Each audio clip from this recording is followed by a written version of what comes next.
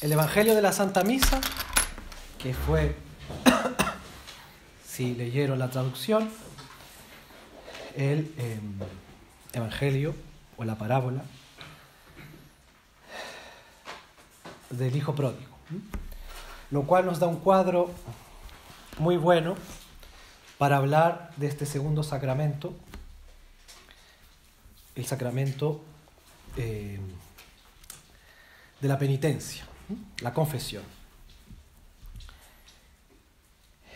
Pues, según la antigua división de los sacramentos, el sacramento de la confesión es un sacramento de muertos, muy fuerte la palabra, un sacramento de muertos, como el bautismo, que también es otro sacramento de muertos. ¿Por qué? No es que la persona que lo va a recibir esté muerta, sino que quiere decir que su alma está muerta. Por eso es que es un sacramento de muertos. Y, como en el Evangelio, la idea es que efectivamente, que si estábamos muertos como el Hijo Pródigo, resucitemos en virtud de la absolución sacramental. No se puede decir todo respecto de este sacramento en 45 minutos, en una hora. Sin embargo, diremos cosas especialmente de orden práctico, que les ayuden a ustedes a poder confesarse de una mejor manera, por dos razones.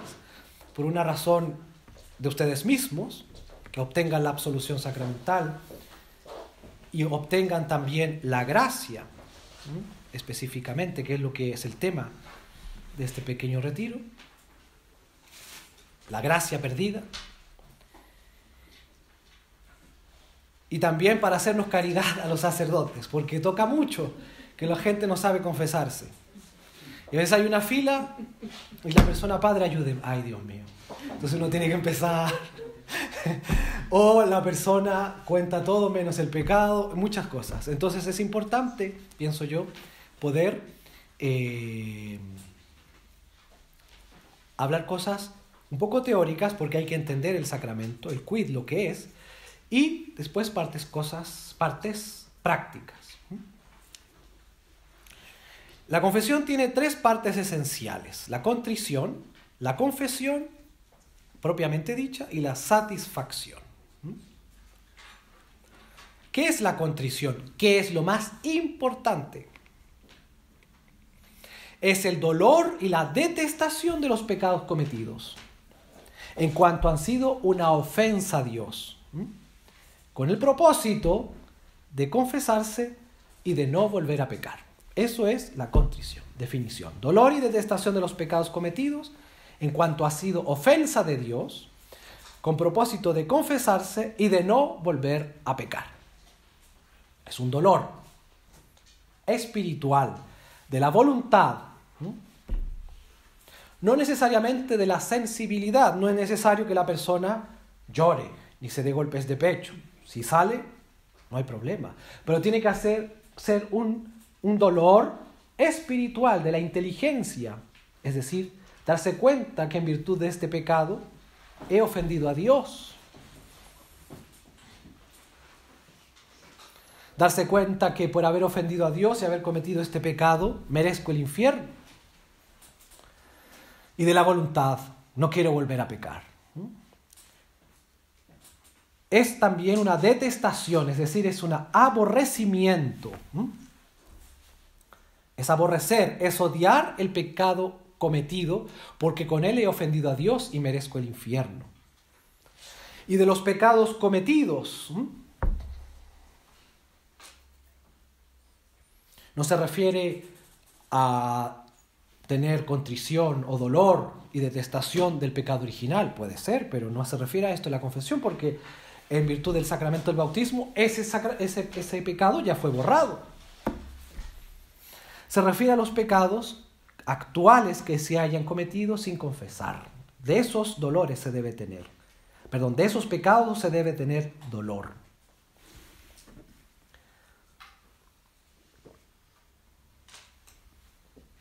Ni tampoco de los pecados futuros. Es decir, tengo dolor de los pecados que voy a cometer. No. de los pecados pasados cometidos por mí mismo, no de los pecados del otro, porque no sirve, ¿no? Eso se da mucho, ¿eh? Sobre todo las señoras confiesan los pecados de los maridos. Después vamos a ver más esas cosas prácticas, pero eso es muy gracioso. Tiene que decir, señora, él no está aquí, no lo puedo perdonar. Confiesen sus pecados. Es muy gracioso. Y eso pasa mucho. Porque la mujer tiende, en general, no todas, y hombres también, pero en general se da más en las mujeres que confiesan los pecados de los maridos, como para poder dar un contexto a los pecados propios. Es muy gracioso. Pero eso muestra la naturaleza del hombre. Pero hay que distinguir que es por una ofensa. Hay que saber que es por ofensa de Dios. Que ese dolor, ese aborrecimiento es porque hemos ofendido a Dios. Eso es clave en la contrición que debemos tener. En ese dolor y en esa detestación del pecado porque hemos ofendido a Dios. Y de ahí se distingue una contrición que es llamada perfecta, que es ese dolor y aborrecimiento porque he ofendido a Dios por quien es Dios, que es la bondad infinita. En cambio, hay una contrición que se llama imperfecta, que también se le llama atrición, que es el dolor y aborrecimiento de los pecados cometidos por ofensa a Dios, pero no mirando a Dios mismo y por amor a Dios y porque he ofendido a la bondad infinita, sino porque tengo miedo a los castigos que merezco por este pecado o por estos pecados. Se distingue en la contrición perfecta o simplemente contrición y la contrición imperfecta llamada atrición. Debe existir el propósito de confesarse. Eso es clave también, aunque sea implícito. Debe existir. ¿Por qué? Porque el Señor lo estableció así. Punto. Es que no hay otra razón. Hay cosas que la iglesia puede cambiar y otras que no, que las dejó el fundador, que es nuestro Señor Jesucristo. Y Él se inventó, como les dije, los sacramentos y Él estableció que la forma de perdonar es por la confesión. Y la forma la estableció el Señor. Es quien es el que fue ofendido y el que va a perdonar. Y por tanto, el que fue ofendido y que va a perdonar establece las reglas del juego. Y Él las estableció así. La iglesia no puede emanar un documento, un decreto, motu propio, lo que quieran, diciendo desde ahora no es necesaria la confesión, porque no se puede. Ese decreto sería nulo, inválido totalmente. Con propósito de no volver a pecar. Es que es una consecuencia necesaria del dolor, de la detestación. Esto es clave. No indica esta intención de no volver a pecar, que no volveré a pecar. Porque nos confesamos una y otra vez, y normalmente es de las mismas cosas. Lo que tenemos que tener es la firme resolución, ya lo vamos a ver, de no volver a pecar, pero teniendo presente que por nuestra miseria, nuestra debilidad, podemos volver a cometerlo, podemos volver a pecar. Pero en el momento de la confesión tenemos que tener la firme resolución de poner todas nuestras fuerzas con la ayuda de la gracia, de no volver a pecar. Dentro de esta contrición vimos la diferencia, ¿no? La contrición perfecta y la atrición. Es muy importante esta diferencia. Hay otras distinciones de contrición, pero esta es la más importante que es sometida ahora a su meditación. Que es una contrición perfecta que rechaza la ofensa de Dios por motivo de caridad, por la bondad de Dios mismo. Ofendí a la bondad misma. Y eso me produce dolor, eso me produce aborrecimiento de lo que he hecho. Punto. En cambio, la atrición rechaza esa ofensa de Dios, pero con motivos distintos a la caridad, como dijimos, especialmente el castigo del infierno u otros castigos también que pueden venir aquí en la tierra. ¿Cuál es la importancia de esta diferencia? Es que la primera, la contrición perfecta, justifica, perdona al pecador sin más. La contrición perfecta. Pero debe llevar el deseo al menos implícito de confesarse, de someter esos dolores de los cuales tengo dolor al sacramento de la confesión. Y pudiéndolo hacer, lo tengo que hacer. En cambio, la segunda, cuando solo tenemos atrición, justifica, es decir, borra los pecados solo si nos confesamos. Es necesaria, mejor dicho, la confesión.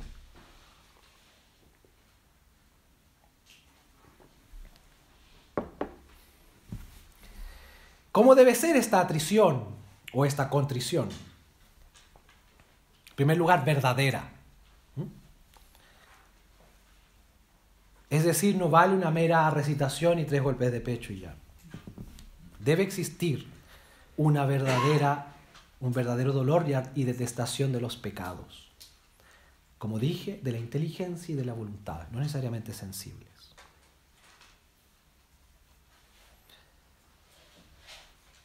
Tampoco es el simple propósito de no pecar en adelante, pero me deleito en los pecados que cometí. No, de ahora en adelante no lo hago, pero los anteriores, bueno, ya está, y me alegro mucho de haberlo hecho. Lo comido, lo bebido no me lo quita nadie. Tampoco el dolor en abstracto. Hay las ofensas que se ha hecho contra Dios, sin tener el dolor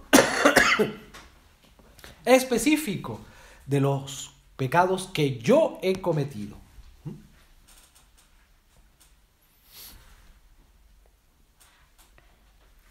Si bien es verdad, les dije, ¿no?, que esa contrición, ese dolor, ese aborrecimiento de los pecados, no requiere que sea manifestado sensiblemente, no es necesario, a priori, sin más.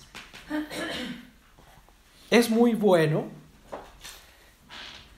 que se exteriorice, sobre todo en el momento de la confesión. Toca muchas veces que la persona que se confiesa, el penitente, está muy arrepentido. Llora, sobre todo cuando el hombre llora, eso es muy fuerte, pero al sacerdote le llena de alegría porque ve que el alma está arrepentida.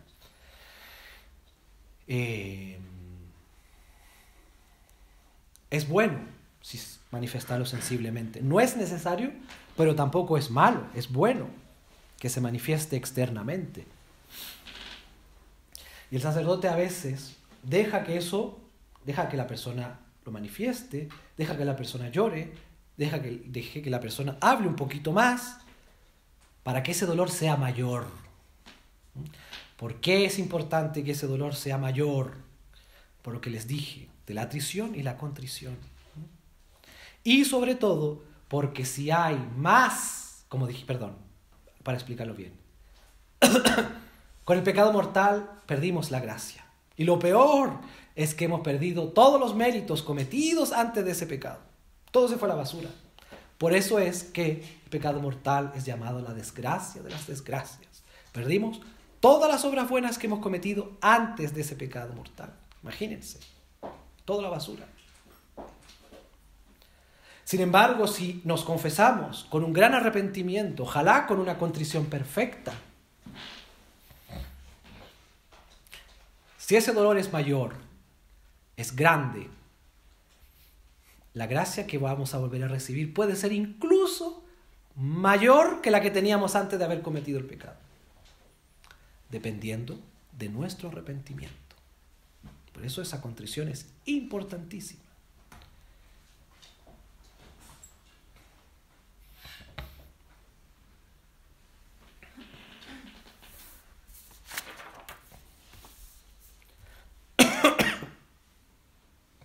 Es importantísima. Y por eso es que antes de ir a confesarse, el consejo es hacer un buen examen de conciencia. Dependiendo de cada uno, hay distintas maneras de hacerlo. Podemos tomar los 10 mandamientos, ir uno por uno. Podemos tomar los pecados capitales, uno por uno, y mirando esto sí, esto no, etc. Y evidentemente, antes de hacer el examen o juntamente con el examen, pedir ayuda a Dios para hacer un buen examen y por sobre todo, tener dolor. y arrepentimiento y aborrecimiento de esos pecados cometidos. Pues como les dije, es tan importante ese arrepentimiento que no solo nos devolverá la gracia, sino que incluso esa gracia puede ser mayor que la anterior, si ese arrepentimiento es mayor. El Señor, como en la parábola, nos va a poner el anillo de hijo, nos va a poner zapatos, etc. Es que esa parábola lo manifiesta claramente. El Señor está tan alegre de que hemos resucitado, que incluso si ese arrepentimiento es tan grande, nos reviste con mayor gracia. Ese arrepentimiento debe ser un arrepentimiento sumo, dicen los teólogos. ¿Por qué sumo?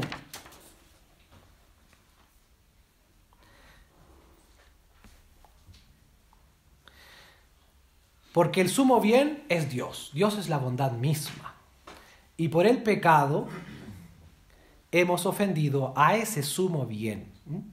Y por tanto esa contrición debe ser suma, debe ser la mayor posible.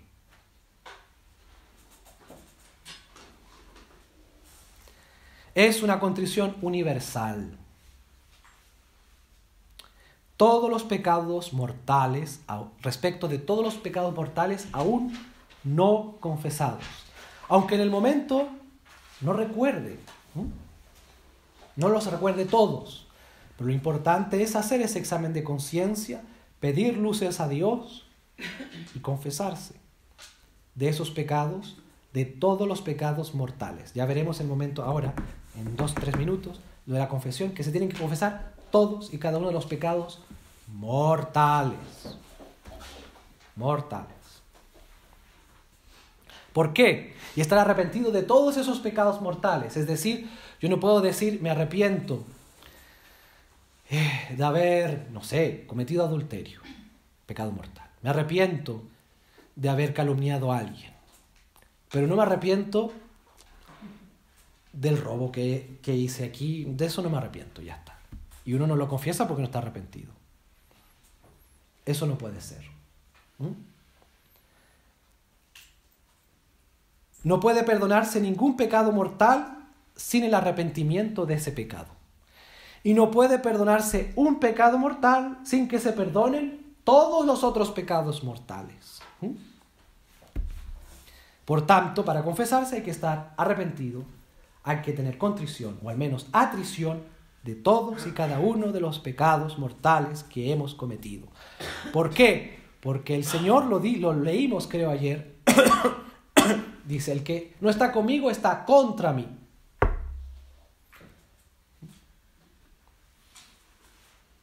No se puede ser amigo y enemigo del Señor a la vez. El Señor dice que aborrece a los tibios. No podemos ser así, porque el Señor lo exige así. Debemos confesar todos los pecados mortales.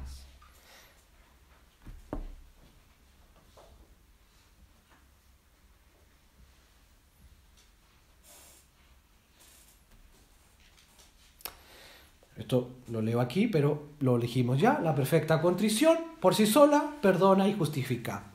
Pero sigue esa persona obligada a someterlo al poder de las llaves, por el sacramento de la penitencia, instituido por el Señor. Y esto no es que lo diga yo, lo dice el Concilio de Constanza, que ordenó ello a propósito de que algunos teólogos protestantes habían dicho que bastaba la contrición y que no había que confesarse. Si uno tenía contrición perfecta, ya está, no hay que confesarse. Pero el Concilio de Constanza, la Iglesia, dijo no, es al revés, hay que tener ese deseo y hay que hacerlo pudiéndolo hacer. Otra cosa es que uno tenga esa contrición perfecta en el hecho de muerte y no haya confesor que pueda venir, porque a lo imposible nadie está obligado. Si no hay sacerdote que venga a confesar, hacer un examen, tener una contrición perfecta, desde ya justifica. Y luego viene la atrición sobrenatural que dijimos que requiere para su justificación la recepción del sacramento. ¿Por qué? Porque ese arrepentimiento no es suficiente. Es insuficiente para justificar al pecador. ¿Por qué? lo hago por amor a Dios, pero en vías a Dios, porque ofendí a Dios, pero por temor a las penas que merezco en virtud de ese pecado. Bien, eso es muy importante tenerlo presente. La contrición, el arrepentimiento, el dolor, que debe ser universal de todos los pecados, no de uno ni de dos, de todos los pecados mortales que hemos cometido. Y ese arrepentimiento, ese dolor, debe ir con un propósito de enmienda. Es decir, con una voluntad deliberada, seria, de no volver a pecar. No es suficiente la simple veleidad, es decir, quisiera nunca más volver a pecar. Eso no es suficiente. Debe existir el acto firme y enérgico, no sujeto a condiciones. Es decir, si no me pone la tentación, no vuelvo a pecar. Eso es sujeto a condición. Si no voy ahí de nuevo, no peco. Acto firme y enérgico. Otra cosa es que por la debilidad y la miseria del hombre se vuelva a caer. Y en la confesión, ojalá ese a propósito de enmienda sea explicitado en la confesión, se diga. Por eso que el sacerdote normalmente pide al final de la confesión, haz el acto de contrición en el cual viene envuelto también el propósito de enmienda, de no volver a pecar, no volver a ofenderle.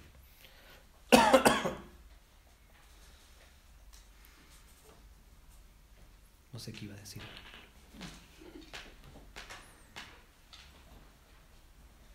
Bueno, sigamos, después ya me acordaré. Eso es en primer lugar, la contrición y el propósito de enmienda. Segundo lugar, la confesión, propiamente dicha. Aquí nos vamos a detener un poquito más. Que es la acusación voluntaria de los pecados cometidos después del bautismo, hecho por el penitente al sacerdote para obtener la absolución. Uno no se va a confesar para contarle al sacerdote los pecados. Uno va a confesarse para obtener la absolución.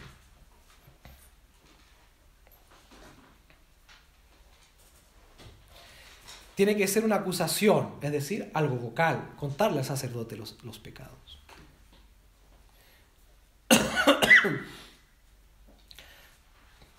Aquí, acusación voluntaria. Es muy importante, como lo estaba diciendo, ver, sobre todo,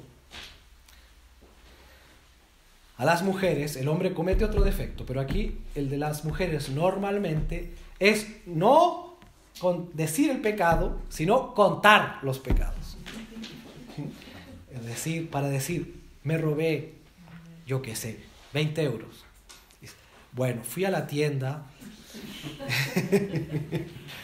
de mi amiga Manola y luego comenzamos a conversar y entre medio de la conversación me tenía que dar lo que me debía y me dio un poco de más y luego en tal discusión no nos dimos cuenta, y no devolví el dinero y después me fui caminando a casa y contar, decir el pecado.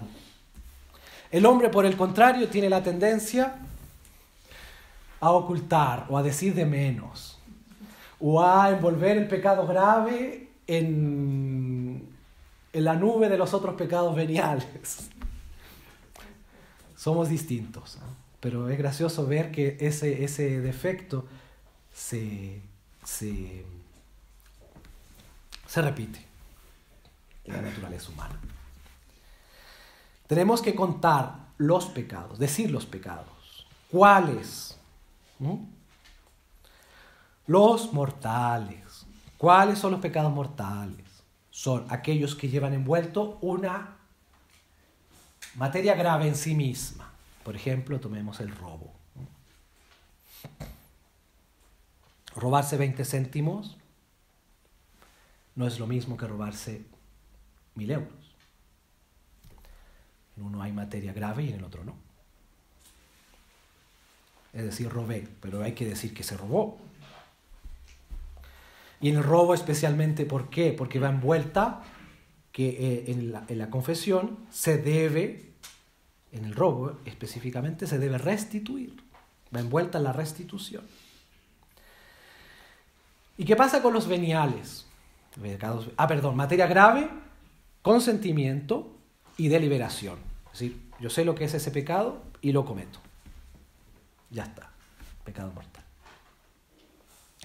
Si no es pecado mortal, sino que es venial, no hay obligación de contarlo. Estricta. No hay obligación. Pero sí es muy útil, sobre todo aquellos que se repiten.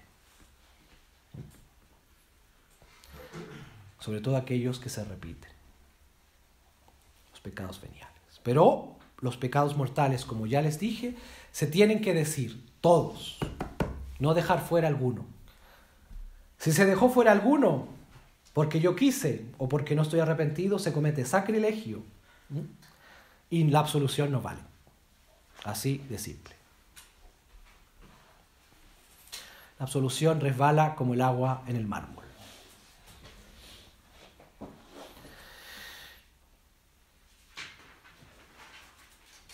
Hay que decir la especie moral del pecado mortal. Es decir, por ejemplo, no se puede decir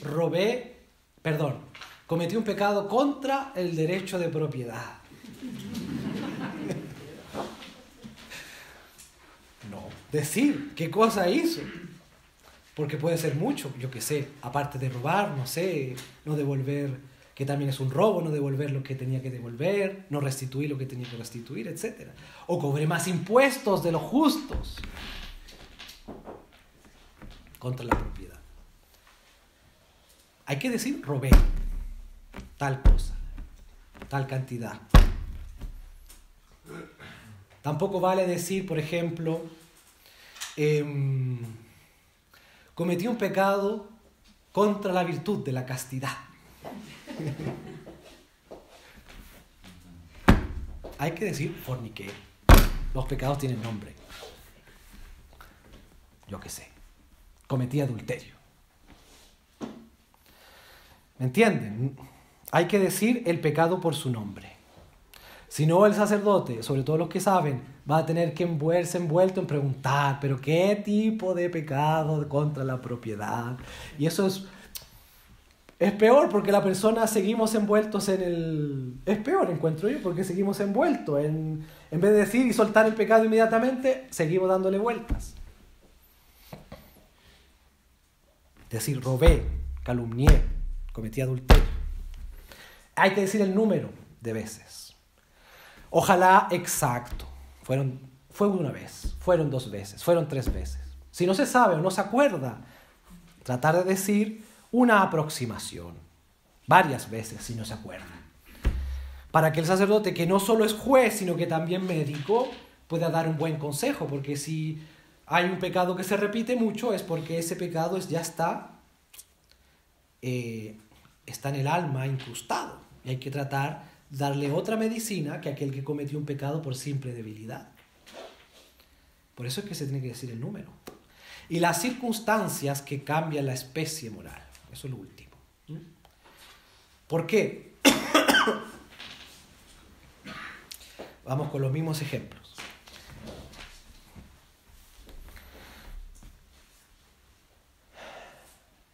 Si robo. No es lo mismo robar un libro, que hay robo, que robarme un cáliz consagrado. Porque ahí se está cometiendo también sacrilegio, aparte de robo. Y ese pecado es más grave. Obviamente. Por ejemplo, también si se cometió fornicación, si era con una persona casada, hay adulterio. Hay que decir eso, porque es distinto la simple fornicación de adulterio. Esas son las circunstancias que cambian la especie moral del pecado. Ya no solo es robo, sino que también es sacrilegio. Ya no solo fornicación, sino que también es adulterio. Es decir, obligación de confesar los pecados mortales. Todos y cada uno. Su especie, su cantidad y las circunstancias que modifican la especie moral del pecado. Eso es lo que hay que acusar al sacerdote. Y no adornos, ni justificaciones. Vamos, no.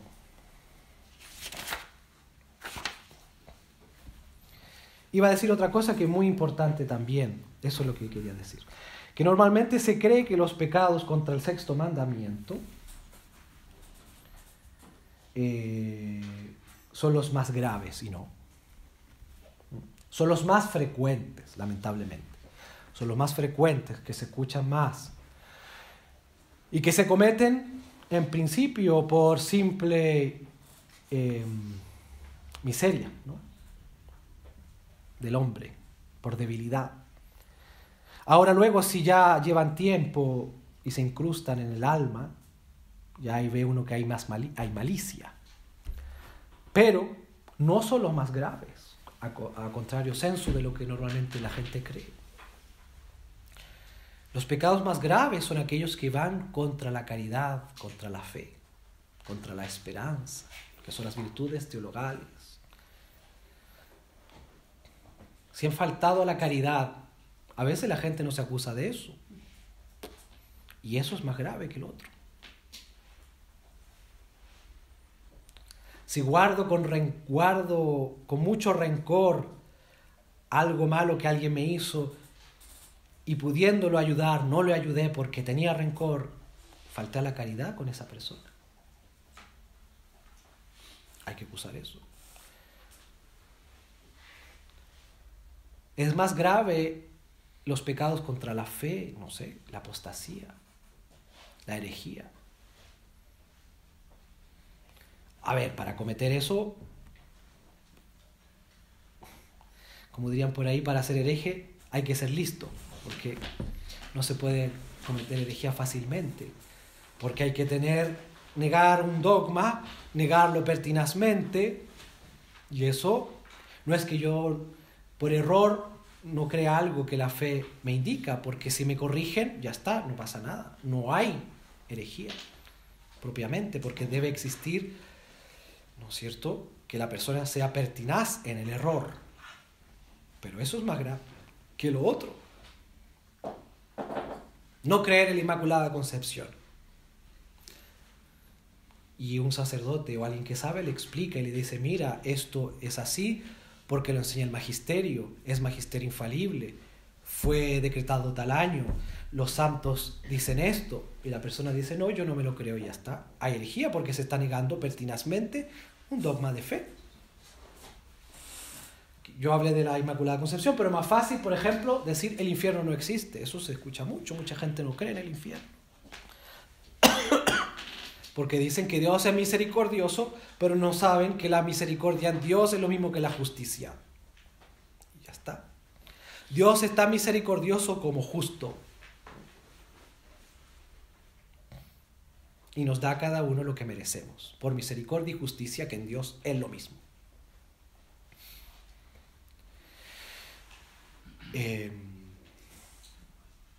Contra la esperanza, caer en desesperación. Mucha gente, sobre todo ahora, cae en pecados porque se encuentra tan acorralada por las cosas del mundo que cree que no se va a salvar. He pecado tanto que no me voy a salvar y ya está, y asumo eso y me voy al infierno y punto. Hombre, no, eso es desesperación. Y eso es un pecado contra la virtud de la esperanza, que es más grave que un pecado contra el sexto mandamiento.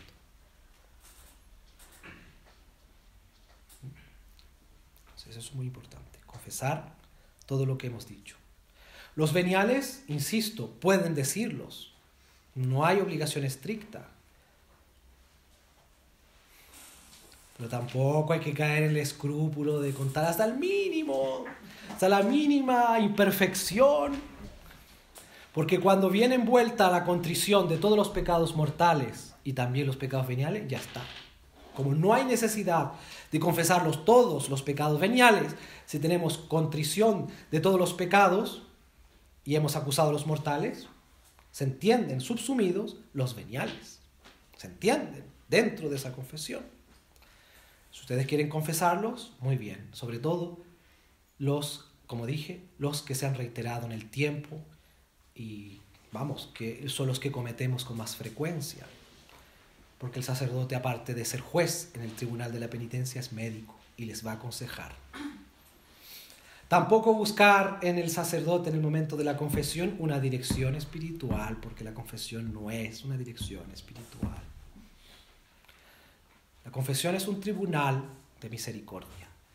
La persona viene contrita y arrepentida, cuenta sus culpas, dice que está arrepentido, muestra enmienda y, como vamos a ver, el sacerdote da absolución e impone una penitencia que es la satisfacción.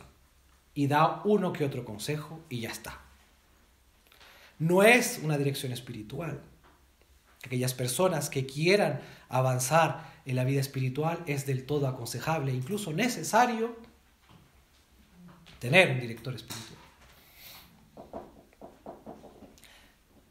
Que, como dice Santa Teresa, es muy difícil encontrarlo. Ella lo dice.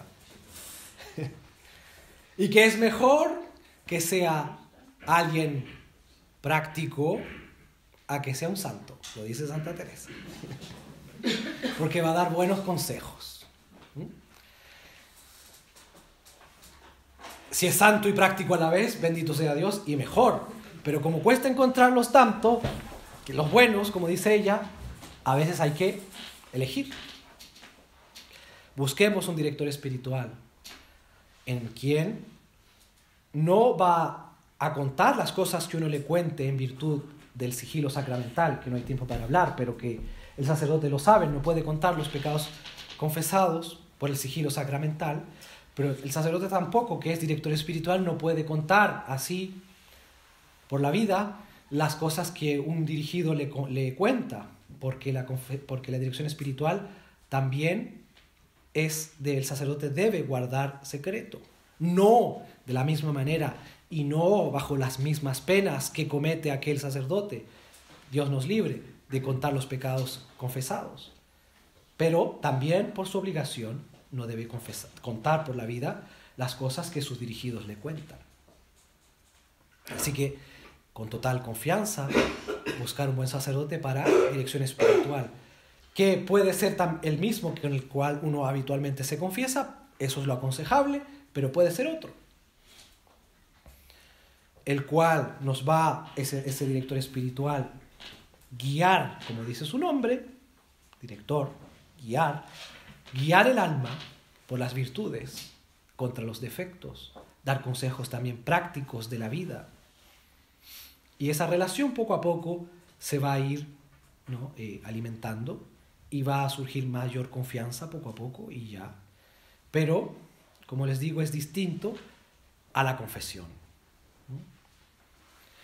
No busquemos cuando vamos a confesarnos que el sacerdote nos dé consejos de todos y cada uno de nuestros pecados en el momento de la confesión.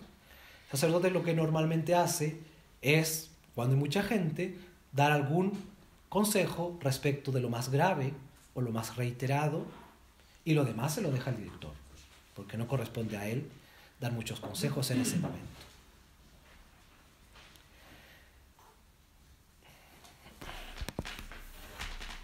Y lo último es la satisfacción. Y con esto terminamos. La satisfacción. Luego de que el sacerdote escucha a la persona que se confiesa, todos lo deben saber, puede y debe imponer una penitencia.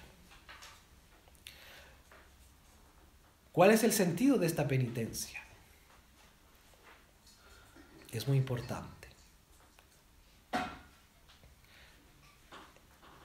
Ustedes saben que por un pecado mortal, lamentablemente, no es que yo me goce en ello, pero lamentablemente perdemos la gracia y merecemos el infierno. Al revés, me da tristeza porque merecemos el infierno. Pena eterna. Por la absolución sacramental que nos da el sacerdote, esa pena eterna es conmutada, es cambiada por una pena temporal.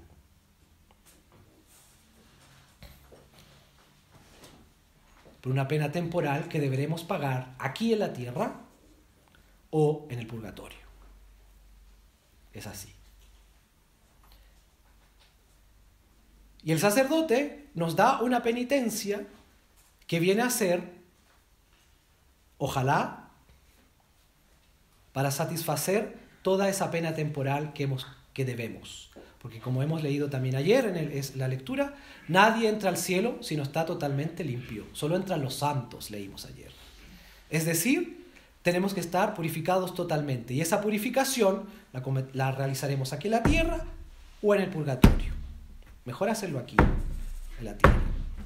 Y esa penitencia que nos impone el sacerdote, si la hacemos, insisto, con un espíritu de arrepentimiento, con un espíritu de contrición, puede que incluso satisfaga, se dice, creo, toda la pena que debemos, toda esa pena temporal.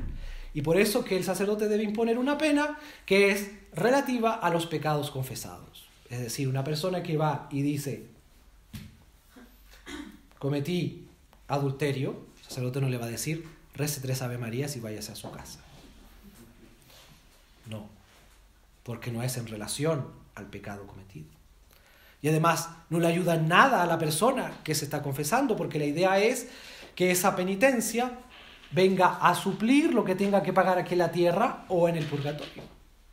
Por eso es la importancia de esa penitencia sacramental, que a veces lamentablemente la olvidamos o la dejamos para después, o no la pude cumplir y ya está. Y mucha gente después va al confesionario y dice, Padre, me acuso también de no haber cumplido la pena que se me impuso la última vez. Y pasa. Por eso les estoy diciendo que es de tal importancia que incluso puede borrar la pena que debamos, la pena temporal que debamos por nuestros pecados. Por eso es importante cumplirla de la mejor manera posible. Incluso antes de nuestra próxima comunión. Si comulgamos antes de cumplir la penitencia, no pasa nada. El pecado ya fue perdonado. Pero tenemos que cumplirla lo antes posible. Normalmente también esas penitencias son penitencias que son claras, precisas, específicas. 10 Ave Marías, las letanías de San José, ir caminando a la Basílica de Santiago, yo qué sé, pero cosas precisas. No le puedo decir, lea la Biblia. ¿Por qué? ¿Qué quiere decir eso? ¿Que lea un versículo o que lea un capítulo o que lea la Biblia entera? Como esa penitencia borra, si lo hacemos con un espíritu de contrición, borra toda esa pena temporal, tiene que ser una pena específica, clara, precisa, para que podamos cumplirla bien. Muchas veces me ha tocado que la persona no sabe, o sea, le dieron una penitencia muy vaga, muy... Entonces, lo que hay que hacer en esos casos es, en el fuero del sacramento, decirle al sacerdote, me impusieron esta pena, esta penitencia, perdón. El sacerdote puede cambiarla. Otro sacerdote incluso. Si es una cosa que es muy difícil de cumplir, el sacerdote no puede pedir imposibles al penitente. En fin. Esos son elementos, como vimos, un poco teóricos, un poco prácticos de lo que es la confesión. Lo importante es quedarse que este es otro sacramento que nos da la gracia, que nos devuelve la gracia, que nos devuelve ser hijos de Dios, que nos devuelve la herencia perdida, porque por el pecado mortal que hemos perdido el tesoro de los tesoros y hemos cometido la desgracia de las desgracias. Hemos perdido la herencia, nos hacemos hijos indignos y el Padre por tal nos puede desheredar. En cambio, si volvemos a tener esa gracia, volvemos a ser hijos de Dios, herederos del cielo, la Santísima Trinidad vuelve a habitar en nuestro cuerpo, etc. Todo lo que vimos esta mañana. Por eso es importante el sacramento de la confesión, sacramento de muertos, para que volvamos a resucitar, como el hijo pródigo, que vuelve a la casa paterna. Y el Padre, si tenemos una contrición buena, una contrición incluso perfecta, nos dará más gracia de la que hemos perdido. Imagínense cuán generoso es ese Padre, y que nos da los medios para alcanzarlo de una forma tan fácil como es contar, que no es nada difícil. Que a veces da vergüenza, sí.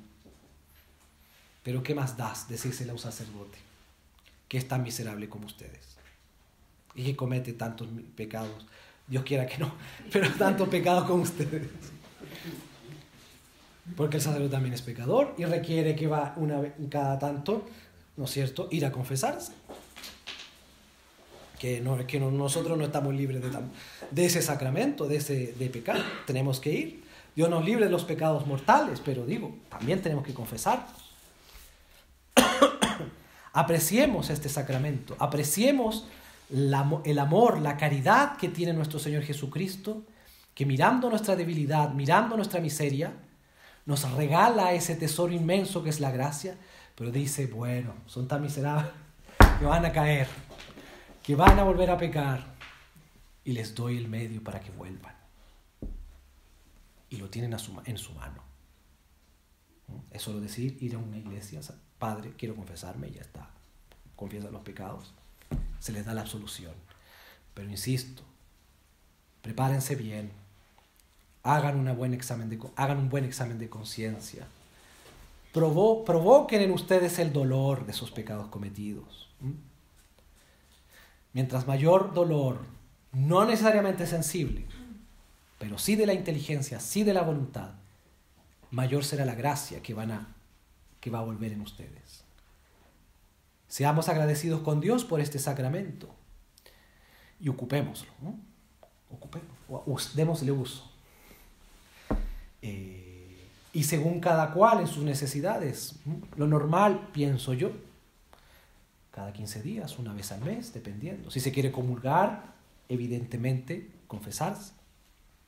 La Iglesia manda confesarse una vez al año.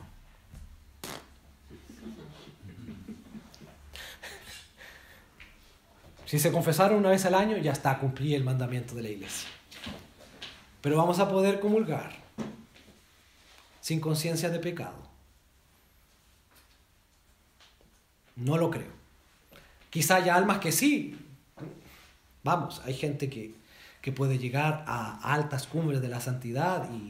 Pero ¿qué pasa? Eso es muy importante a considerar. Y con esto ya termino y no les aburro más. Que mientras la persona avanza más a la santidad, se sabe más pecadora. Y va más al confesionario. No a confesar tonterías, porque Dios nos libre. El confesor, no se escandalicen por la broma que hizo este confesor, pero que era un confesor de monjas. Entonces las monjas, gracias a Dios, no cometen ya pecados mortales casi, ¿no? Entonces le pregunté, ¿y cómo te fue al sacerdote? Muy mal. ¿Por qué? Ninguna monja confesó ningún pecado como Dios manda. Son bromas. Pero quiero decir que la persona, mientras más avanza en la santidad, se da cuenta de su miseria. Entran más luces y por tanto se ven más las telarañas. Se da cuenta de su miseria. Se da cuenta de que requiere ir al tribunal de la misericordia, que requiere esa gracia, que requiere la medicina que da, porque el sacramento de la penitencia no solo borra, que eso es bueno también considerarlo, pero es que no se puede considerar todo de un día, que no solo borra los pecados y nos da la gracia, sino que también es medicina. Nos borra los rastros y las reliquias que puedan quedar en nuestra alma por los pecados pasados. Entonces, bueno, recemos, pidamos a la Santísima Virgen María que mientras avancemos en nuestra santidad, nos demos cuenta de nuestras miserias, que veamos cuán necesario es este sacramento, que si les damos buen uso, avanzaremos muchísimo en nuestra santificación, puesto que el Señor lo creó para eso, no para mortificarnos, sino para devolvernos la gracia e incluso darnos una gracia mayor que la perdida. Rezamos.